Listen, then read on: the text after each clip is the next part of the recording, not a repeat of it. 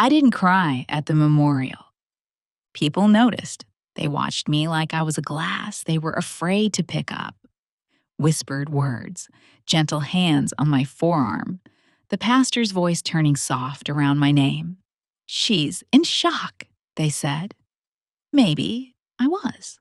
Or maybe I was already somewhere else, somewhere behind the words widow and sudden, somewhere with the buzzing lamp in our kitchen that he always kept meaning to fix, somewhere in the silent place where secrets pace like caged animals. He died suddenly, the announcement said. A heart issue. It took 3 sentences for the world to decide what we were now. Laura. Widow. Andrew. Gone. I repeated his name in my head until it didn't sound like a name anymore, just a shape my mouth made out of habit. The next morning, the house was quiet in that wrong way. Grief makes everything quiet, like sound is trying not to intrude. I fixed the buzzing lamp with a twist and a press, because twisting and pressing felt like something. His jacket still hung by the door, one sleeve turned inside out like it had been trying to wave. I put my hand inside the pocket and found a receipt. A folded napkin dotted with coffee stains, and a plastic claim ticket for a safe deposit box at Northview Trust. Clean, white, unbothered by death. Numbers, dates, a tiny gold stamp. The world moves on in tiny gold stamps. I didn't open it that day. I didn't even call. Instead, I walked through each room, touching things the way you touch someone sleeping. Softly, unsure if you're allowed. The office door was ajar. He hated doors ajar. His chair was warm in my memory. It wasn't now. 3 monitors stared like open eyes. The middle one had a black screen with a single white prompt. Blinking, waiting, expectant, impossible. The keyboard still smelled like the faint lemon cleaner he used, the one that made everything smell new for 6 minutes. His desk drawers were immaculate. That was Andrew's way. Precision as personality. No paper clip lived outside the clip family. No receipt flapped alone. Files, labeled, and dated. And then something that wasn't a file at all. A small fireproof bag, the kind people use for birth certificates and wills, tucked behind a perfectly aligned row of tax returns. Inside the bag, a sleek metal rectangle I recognized from the ads he scrolled past. Cold wallet, hardware wallet, something. Ledger, Trezor. Words I never needed to know. It was heavier than it looked, a gravity I felt in my hand. Beneath it, a single laminated card with 3 words in his handwriting. If I'm gone. I could hear his voice reading those words. He had a way of pretending nonchalance when he wanted to be taken seriously. He'd wave off the drama, chuckle, but his eyes would look straight at you, steady as a pledge. If I'm gone, I whispered and slid my thumb under the laminate corner, peeling it back like a bandage. There was no will inside, no letter, no practical kindness, just an index card with 24 little squares drawn by hand. Some of the squares had numbers in the corner. Some had been filled with single words, odd, simple words like staple, meadow, fringe, a seed phrase. I didn't know the term yet, but I knew it was a key. All my life, I associated keys with metal teeth and locks that clicked. This was different. Words like a spell no one had taught me to cast. It should have felt like a gift. It didn't. It felt like a dare. I sat in his chair and the chair didn't lean, the way it leaned under his weight. My legs bumped the underside of the desk, where he kept a surge protector taped, each cord labeled with a neat strip of masking tape. MON1, MON2, minor, backup. I stared at the laminated card until the words blurred, Then I wiped my face and stared again. If I'm gone. He could have said so many things in that space. An apology, a confession, a goodbye. He left me a code. The funeral was 2 days later. It rained the way it rains in movies that want you to feel more than you're ready to. People pulled me into their umbrellas. They kissed my hair. They told me about the time Andrew helped them move, the time he brought cupcakes, the joke he made. I smiled in the rehearsed way mourners learn to smile after 4 hours of sympathy. Then toward the back, where people stand when they're there to be seen, I saw her. She was polished the way a new coin is polished. No weeds in her posture. Black dress, simple and expensive. The kind that looks like it came with a room at a hotel that brings you champagne without asking. She wasn't crying.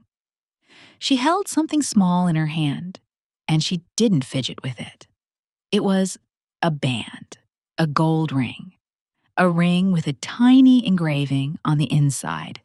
I knew by touch alone. My husband's wedding ring had a nick from when he'd tried to fix the kitchen sink with it still on. He never took it off. He swore it felt wrong. I walked to her and the room felt like it inhaled. "Where did you get that?" I asked. She looked at me like I was a mirror, and she was deciding what to fix. "He gave it to me," she said, and then shook her head, a correction. "No, he left it. On Tuesday. He said he was going to stop everything." He left it on the table. She opened her hand, and I could see the nick. Our nick. I thought of the way Andrew had swore at the sink, the way he'd laughed at himself afterward. The ring shone even in the ugly light of grief. I could feel people watching the way fires start. "What's your name?" I asked. My voice sounded like I'd borrowed it. "Aaron," she said. She held my eyes. I didn't know. I didn't know it would happen like this. There are moments when the world splits like a zipper, and you see two paths, and each requires a different version of you. A person who screams, a person who leaves, a person who asks questions, because questions are the only thing keeping you standing. I became the third person. "You should go," I said. "Take the bag." She looked at me like she had expected rage and received mercy and didn't know what to do with it. "Laura," she said, using my name as if it mattered to her. "I'm sorry." "You will be," I said, and it wasn't a threat. It was prophecy. For her. For me. For the way truth keeps burning even after it runs out of fuel. After the last casserole was tucked into the last neighbor's arms, after the last silence returned to the house, I locked the office door and I opened everything. Files, drawers, the browser history he thought he had erased. My hands moved faster than my thoughts. Wires pulled, devices gathered.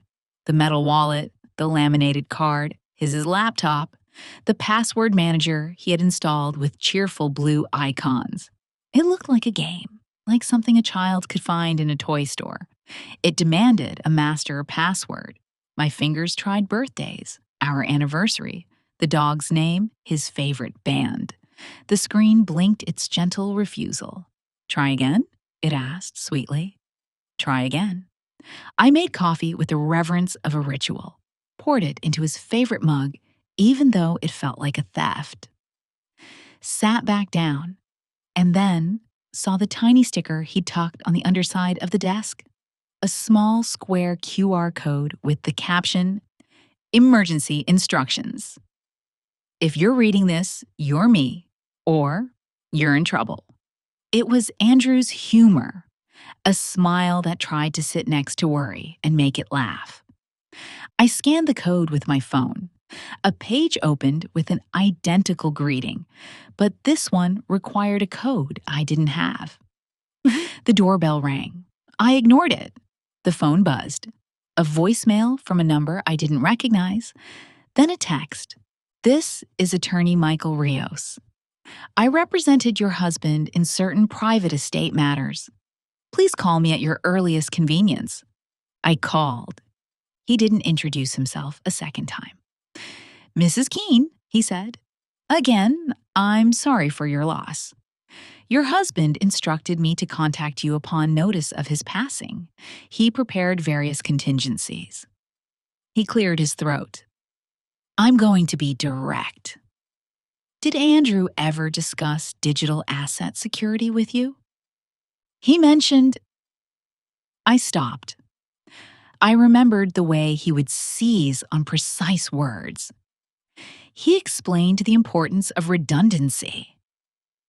Of course he did, Rio said with a dry kindness. I'm going to say something that will sound odd and perhaps cruel in the face of grief.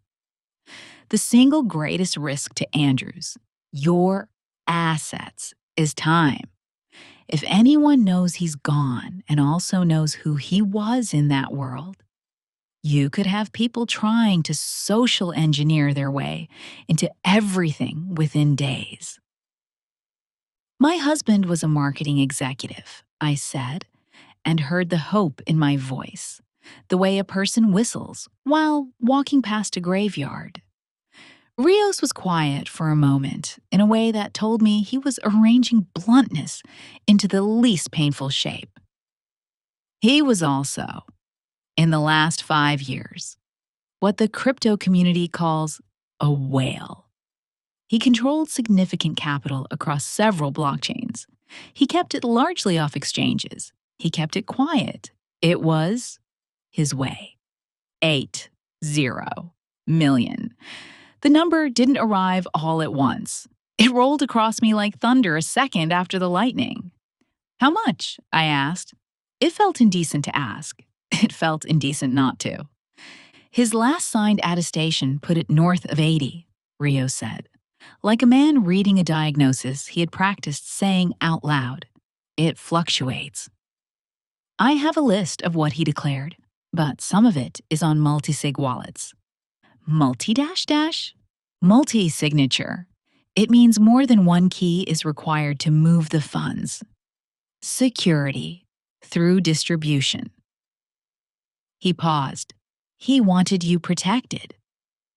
I thought of the ring in Aaron's hand. I thought of a table where something ended.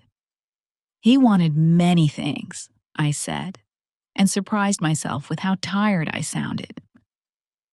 Rios continued, working carefully. There are 3 Shamir shares for the primary seed.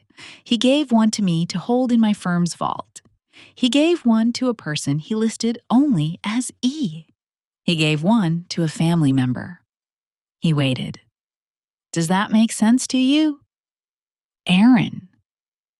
Yes, I said, and my jaw set in a shape I didn't know it could hold. I'll find them. There's more, Rio said. He also left a safety deposit box key. He likely kept a hardware device there. It will help, but only with the phrase. Mrs. Keene, I can guide you through this, but I need to tell you something that's both a comfort and a warning. If you do not find all pieces, no one can force the asset open. No court, no bank, no government. That's the point, he exhaled. And that's the problem. I booked an appointment at Northview. The vault room was smaller than movies make it. It smelled like paper that had decided to become earth again. The attendant slid the metal box across the table as if he were handing me a pet. Inside, another small fireproof pouch and a handwritten note with Andrew's braces stiff block letters. If you're here, I'm gone and you're angry. I'm sorry. I love you more than anything. And I don't mean the money. My throat squeezed. I wanted to rip the letter, to shred it like the last of the casseroles. I wanted to eat the words. I wanted to throw them against his memory until they stuck like magnets and made sense. The pouch held a second hardware wallet, a tiny metal plate etched with 24 words. The same words as on the card at home, but in a different order, and a USB drive labeled Wren. I plugged the drive into the bank's lonely courtesy computer because doing it at home felt like letting a stranger into my bedroom. An encrypted archive asked for a password. The answer was a picture. The coronation of a queen. The year circled. 53. Another prompt. A map with a red dot on a lakeside. Our first trip. The dinner where he spilled wine and I laughed and we fell in love with a city we couldn't afford. It was us. He had built the gates out of my life. And then, after a few more questions so intimate it felt like prayer, a folder opened. Wallet addresses, README files, a simple, clean spreadsheet called Wren with tabs for projects, off-chain agreements, legal memos. His world arranged in the tidy way he arranged everything. 80 million wasn't lying in a digital treasure chest. It was spread like seeds across long rows, waiting for rain, stubbornly invisible until everything was put together. In the last folder, a recorded video. His face. Alive. The way the dead can be alive when the pixels get everything right. His hair. The streak of gray I used to tease him about. The new lines around his mouth he claimed belonged to market stress. Hey, Wren, he said, my name when we were the softest versions of ourselves. If you're watching this, it means I didn't get to be old with you. That was the plan. Plans are liars, I guess. He smiled, crooked, boyish for a second. Listen, there's a lot here. It's not what you think. It's not what anyone thinks. You're going to hate me. I can live with that, which is ironic, given the circumstances. He explained what Rios had. The keys, the shares, the way the seed phrase had been split and scattered. You have one, he said. Mike has one. And the last one. He paused. His eyes moved with that tell I knew from arguments. The brief glance left, as if reading words he didn't want to say. Aaron has the third. He said her name with familiarity and shame, a mixture that made me feel simultaneously vindicated and gutted. She was supposed to be my decoy, he said quickly, as if he could outrun my reaction. I know how that sounds. It was stupid. It was... I don't have a defense. What started as protection became something else. I will not ask you to forgive me in a video. I have no right. But I need you to know the reason for all this. There were people looking. People who knew. People who thought they knew. People I loved. People I shouldn't have trusted. He swallowed. If you can, get Aaron's share. Get Mom's too.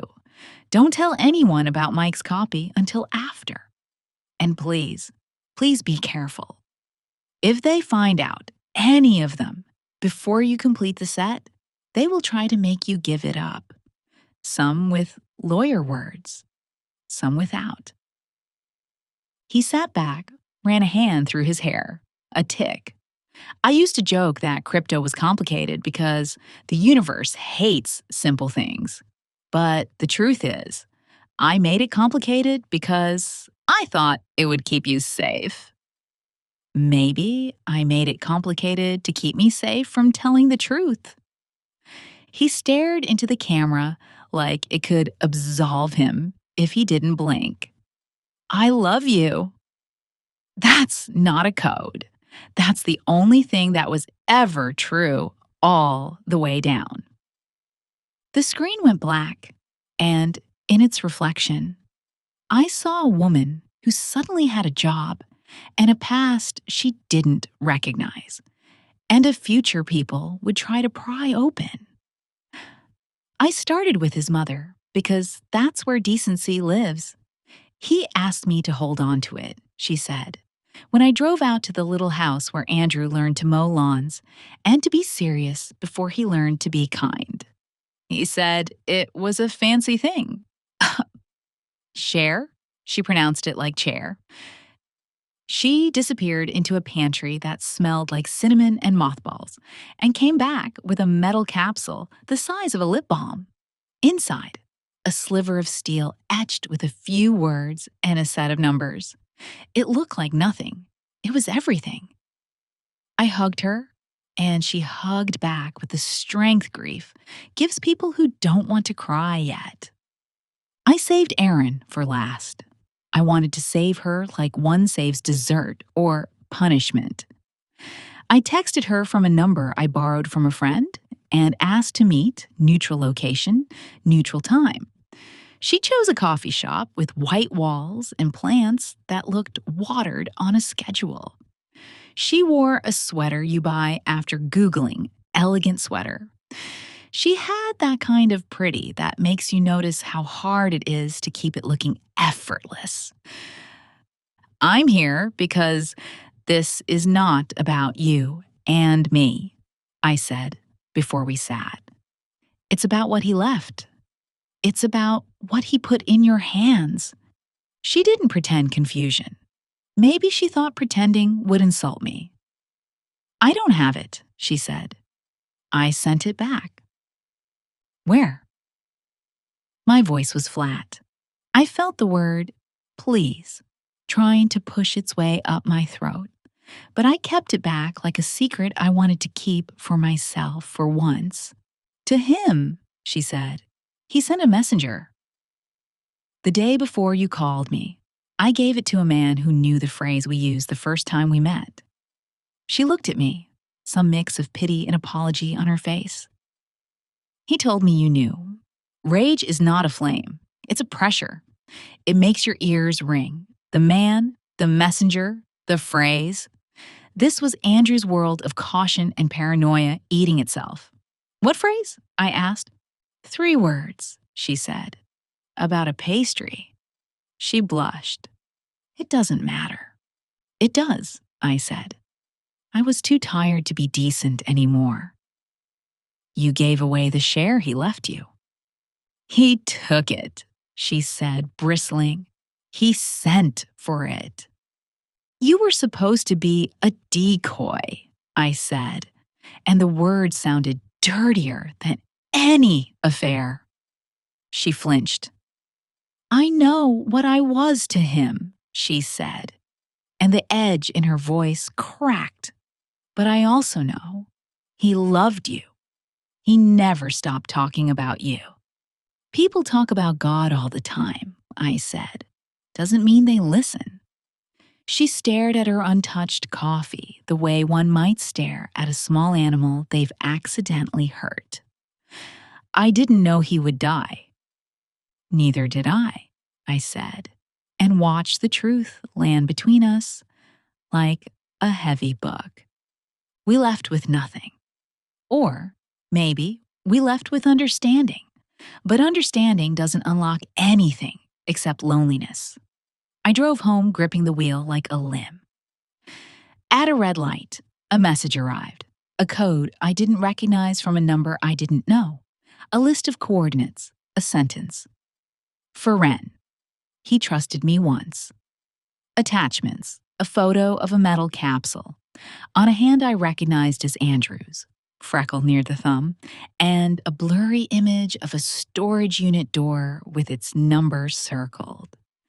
At some point, coincidence stops being coincidence and starts being plot.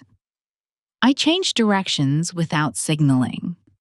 The storage facility was on the edge of a part of town with car lots and hollowed-out factories that wanted to be breweries someday. The manager looked me over and decided I wasn't going to rob anyone, then handed me a clipboard. Unit 314, he said. Month to month, cash. The door rolled up and made a sound like a throat clearing. Inside, a metal shelving unit with 3 clear plastic bins and a blue duffel bag. The bins held cables and external drives labeled with dates. The duffel held clothes, men's, a second toothbrush, some high-end toiletries I'd never seen in our house. Clothes for another life. A note on top of them. My exit bag. He hadn't written it to me. He hadn't written it like it was something to be ashamed of. He had prepared to leave the way some people prepare to camp. Romantically, naively, like the forest would greet him with a soft chair. Behind the bins, taped to the wall, a thin metal tube with a wax seal. I broke it open with my house key. Inside, a sliver of steel that matched his mother's, etched with a partial phrase and numbers. The missing share. Aaron had not given hers to a messenger. He had retrieved this one himself and stashed it where only a person who knew the exact right question to ask would find it. I sat on the concrete floor among the cables and the proof of a life I didn't live and cried in a way that made my ribs hurt. Back home, Rayos came to the house with a clerk who acted like moving his eyes too quickly might set off an alarm. They sat at the dining table and we laid the shards of the phrase out like a child's game. He asked me to confirm the words from the laminated card and the etched plates. I read them out loud, and each time I said one, it felt like I was walking farther away from something and closer to something else. We assembled the phrase. 24 words, ordinary enough to be invisible. We entered them into the hardware device. Its tiny screen, impassive, asking for confirmation in a tone more polite than any human. The device spat out a long string of letters and numbers. We connected it to his laptop. The wallet balances populated like a slow sunrise. Smaller accounts first, then larger, then a number so obscene, I laughed. It didn't feel like money. It felt like watching a stranger's scoreboard. Mrs. Keene, Rio said, almost gently, we should begin probate proceedings carefully. We need to document custody transfer and ensure that you are protected. And we need to be discreet. This could draw attention. I nodded. He left breadcrumbs, I said. He always loved games. He made me play hide and seek on our third date. He hid behind a garbage bin and laughed for 10 minutes straight. Rio smiled in spite of himself. I need to raise one thing, he said, business returning like a coat. There's an entity in the files, Ren. It's a trust. You are the beneficiary. It's not just assets. There are contracts. There are people. People? I asked. Developers, he said. Partners. And investors who thought they were partners. Your husband was not only holding, he was moving. The word settled into me like a stone into a pocket. Moving what? Influence, he said. Projects. Votes. This will get messy. It did.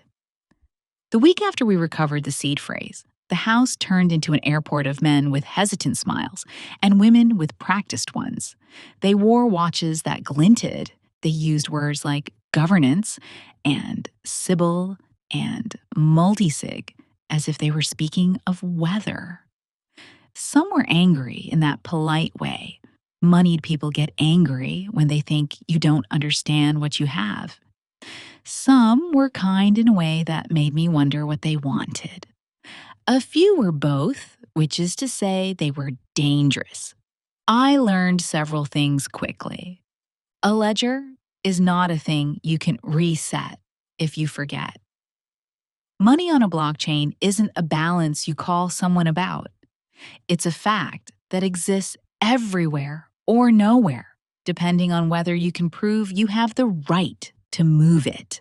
And people build empires on the promise that you will come to them when you panic because your husband died and he took the password with him. I also learned that Andrew had beautiful nightmares and had tried to build them into safety. A hidden life with an exit bag and a second toothbrush sitting next to the redundancy he created for me. A laminated card, an attorney, a system that could, if handled with patience and caution, keep me safe and solvent and maybe even whole. But no system works on people. People are the black swans accidents ride in on. A man named Cower arrived with flowers and left with the realization that I wasn't myself a fool. He promised, Cower said, after a long conversation, during which he tried to talk to my kitchen rather than to me. He promised to vote with us. He promised a tranche. We built around him. Your building plans did not include me, I said, and watched him rearrange himself. And your grief doesn't look like mine. He shifted tactics. He loved you, Carr said, and lifted the flowers like a shield. We talked about you. Do you say her name that way to all the widows? I asked, and he blinked, then flushed, then left the flowers anyway. Someone tried to SIM swap my phone. Someone else used the obituaries to guess my mother's maiden name and called the bank pretending to be me. Rios put a man named Felix on my door who looked like a father and walked like a soldier. Aaron sent a text. 2 sentences that read like apology and surrender. I didn't answer and hated myself for being the kind of person who wants to answer things that don't deserve answers. In the midst of it, I found a folder he had named, like a joke, Elizabeth. Inside, photographs printed on paper you can't buy at the drugstore. Andrew and Aaron on a bench. Andrew and Aaron in a kitchen I had never stood in. Andrew and Aaron in a hotel room that looked like it had been paid for by someone who wanted you to tell your friends what it cost. The photos were not salacious. They were worse. They looked like weekends. They looked like inside jokes. One had a sticky note attached. If it ever comes to this, I'm sorry, Ren. I can't hide my face. I took the folder outside at midnight and burned it in the grill. The paper curled like language does when you push it too far. Ash drifted across the lawn, like snow that had lost its way. I thought about what forgiveness is, and whether it's always a gift you give yourself, or sometimes it's just a story you tell yourself. So you can sleep. A month later, after the estate filings began to resemble a quilt, stitched together, strange, but warming nonetheless, an email arrived from a name I didn't recognize. It had no subject line, no body, just an attachment, a video. I sat at his desk and pressed play. Andrew, again, but thinner, tired in the eyes. If you found this, he said, it means you did the hard part. And now comes the harder part. He laughed, a sound with an edge. I didn't want to leave you with a mess, Laura. I know it looks like I did. But there are people out there who are going to tell you I promised them things. I did. There are people who are going to tell you I owed them. I do. The thing is, he leaned closer. I built Ren for you. Not because you need money, because you deserve to decide. You were always the gravity. I was always the weather. You hold. I move. He rested his chin in his palm. If you want to sell, sell. If you want to walk away, walk. If you want to fund the thing we talked about on the porch that summer, with the lazy wind and the cheap wine, the grant for kids who can code but can't afford laptops, do that. His voice softened. If you want to keep it all and turn it into something that makes sense to you, do it. Wren is a nest, not a cage. He wiped his eyes. I didn't tell you everything because I was afraid. Afraid you'd see me and leave before the ledger did. Afraid the men would come if I said the number out loud. Afraid of what I was in the mirror when I was with. He stopped. The beautiful thing about the dead is that they can stop. The rest of us have to finish our sentences. Afraid, he said again, simply.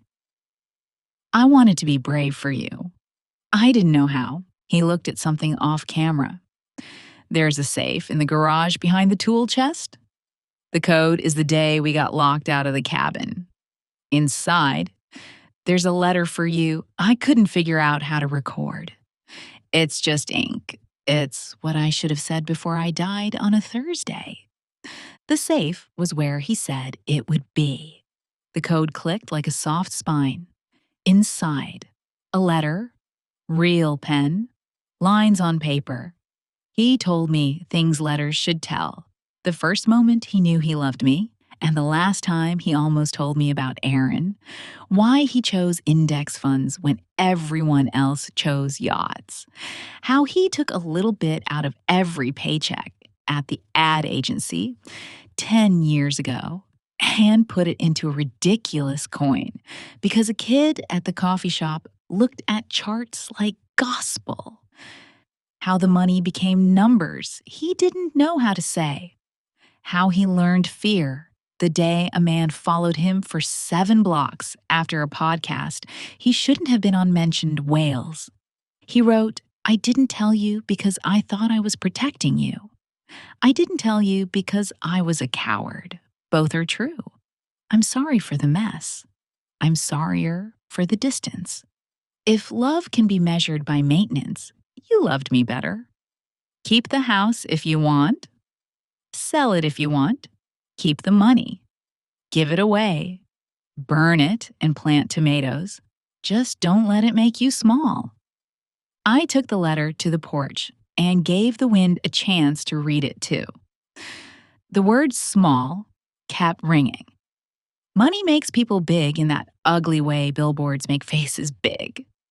I didn't want that, but I also didn't want to be noble at the expense of the kids I hadn't had or would never have, the causes I cared about when I was 20 and had not yet learned the trick of looking away because I had dinner plans.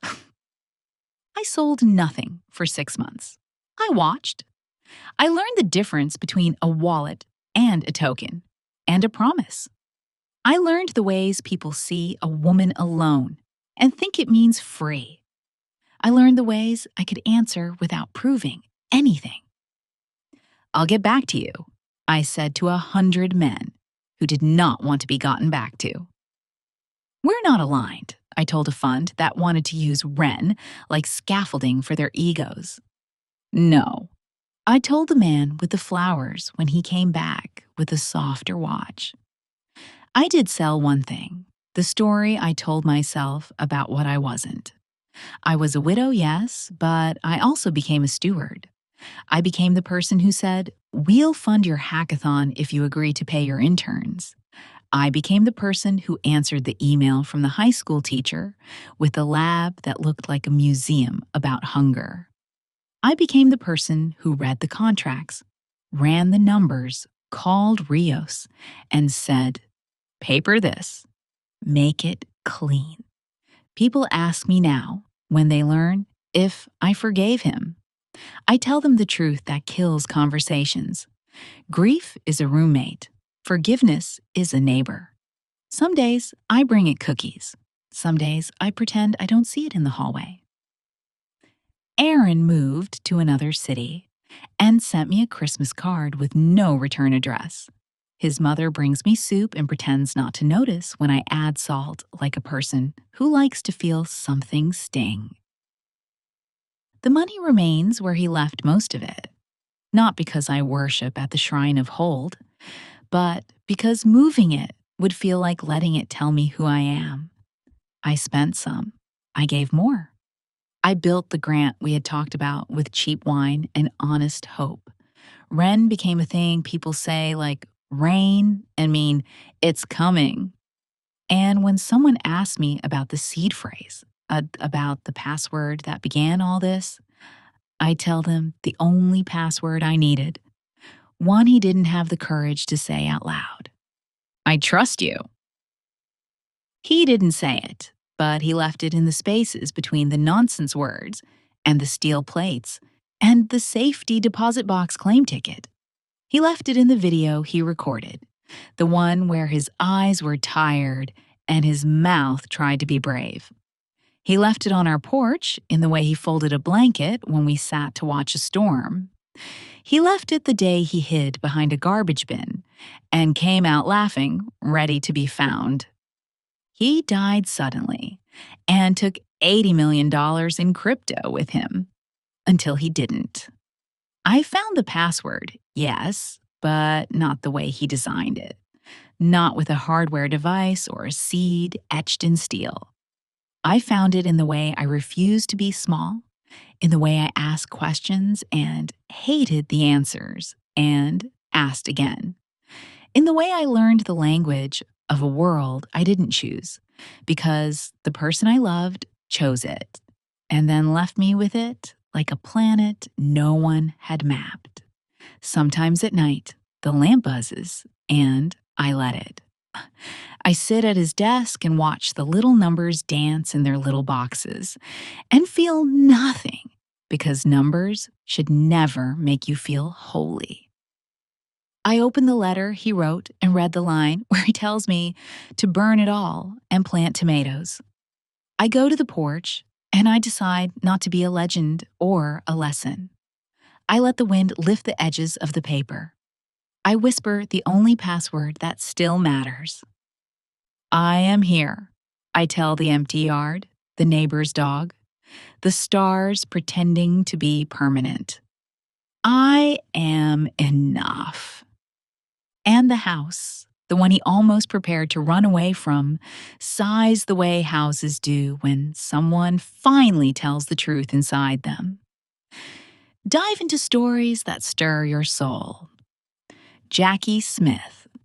Stories is your daily haven for raw emotions, courageous women, and authentic true life narratives. We weave tales of hope, strength, dreams, and the quiet miracles of everyday life. Our stories inspire, uplift, and remind you you're never alone. Subscribe now to experience a fresh, heartfelt chapter every day that sparks wonder and connection. Join our community and be part of the journey.